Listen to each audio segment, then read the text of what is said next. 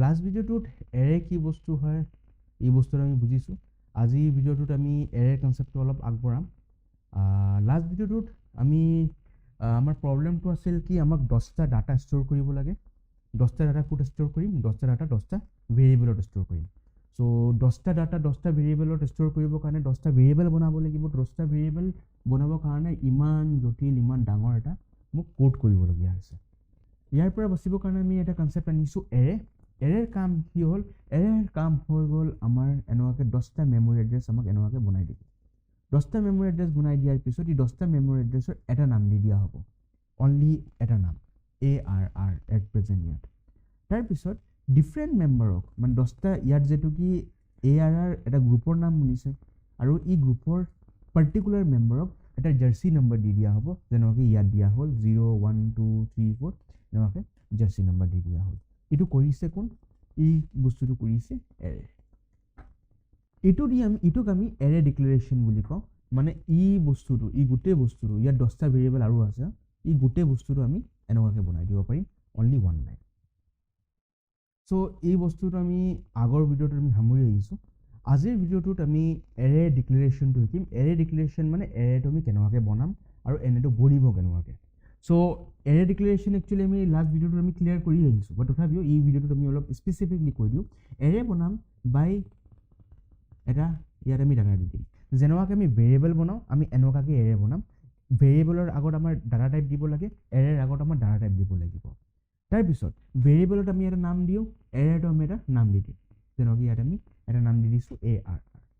তাৰপিছত এৰেৰ মনত থবা এৰেৰ কাম থাকিছে গ্ৰুপ বনাই দিয়া। চ' এৰেৰ বিশেষ কাম থাকিছে কি? নিৰ্দিষ্ট মেমৰি এড্ৰেছক এটা গোটত কৰি দিয়া আৰু এই গোটটোত এটা পাৰ্টিকুলাৰ নাম দি দিয়াৰ কাম থাকিছে এৰে।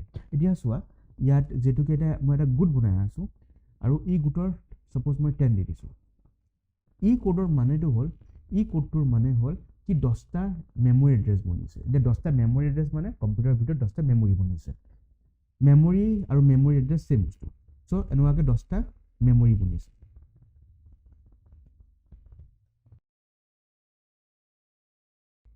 এনেকুৱাকৈ 10টা আমাৰ কি হৈ গ'ল? মেমৰি বনিছে। আৰু 10টা মেমৰিৰ কি হৈ গ'ল? এটা নাম হৈ গ'ল ARR। আৰু পাৰ্টিকুলাৰ মেমৰিত আমাৰ কি হৈ গ'ল? আমি এটা জাৰ্চি নম্বৰ দিব পাৰিছোঁ। যেনেকৈ 0 1 2 3 4 5 6 7 8 9 এইটো হৈ গ'ল আমাৰ জাৰ্চি নম্বৰ। কি হৈ গ'ল? জাৰ্চি নম্বৰ হৈ গ'ল পাৰ্টিকুলাৰ এটা মেমৰি এড্ৰেছক এটা নম্বৰ দি দিয়া অথবা এটা নাম দি দিয়া। যেনেকুৱাকৈ এটা ফুটবল টীমত তুমি যদি বহুত ভালকৈ চোৱা, ফুটবল টীমত পাৰ্টিকুলাৰ প্লেয়াৰক এটা জাৰ্চি নম্বৰ দি দিয়া হয়। চেম টু চেম কনচেপ্ট ইয়াত লাগি গৈছে। মানে পাৰ্টিকুলাৰ এটা মেম্বাৰক আমি পটকছে যেন মাতিব পাৰিম অথবা কিবা এটা কৰিব পাৰিম, তাৰ কাৰণে জাৰ্চি নম্বৰটো দিয়া হয়। তো ইমানটো বস্তু আমি বুজিছোঁ। এইটো যে কৰিছোঁ এইটো হৈ গ'ল এৰে ডিক্লেৰেশ্যন। এইটো হৈ গ'ল এৰে ডিক্লেৰেশ্যন মানে এৰেটো বনিছে। এইটো কি হৈ গ'ল?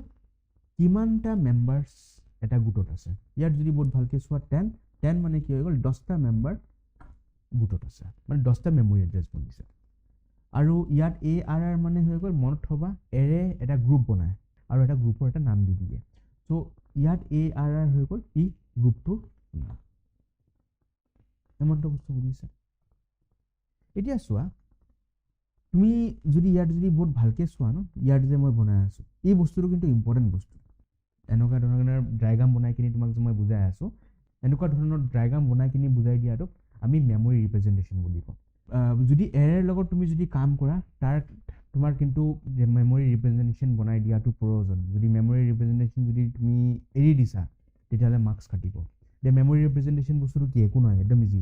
চোৱা ইয়াত কি? ইয়াত চোৱা প্ৰথম ইয়াত চাই লোৱা ইয়াত কেইটা আছে? ইয়াত 10 আছে। তাৰমানে 10টা মেমৰি এড্ৰেছ বনিব।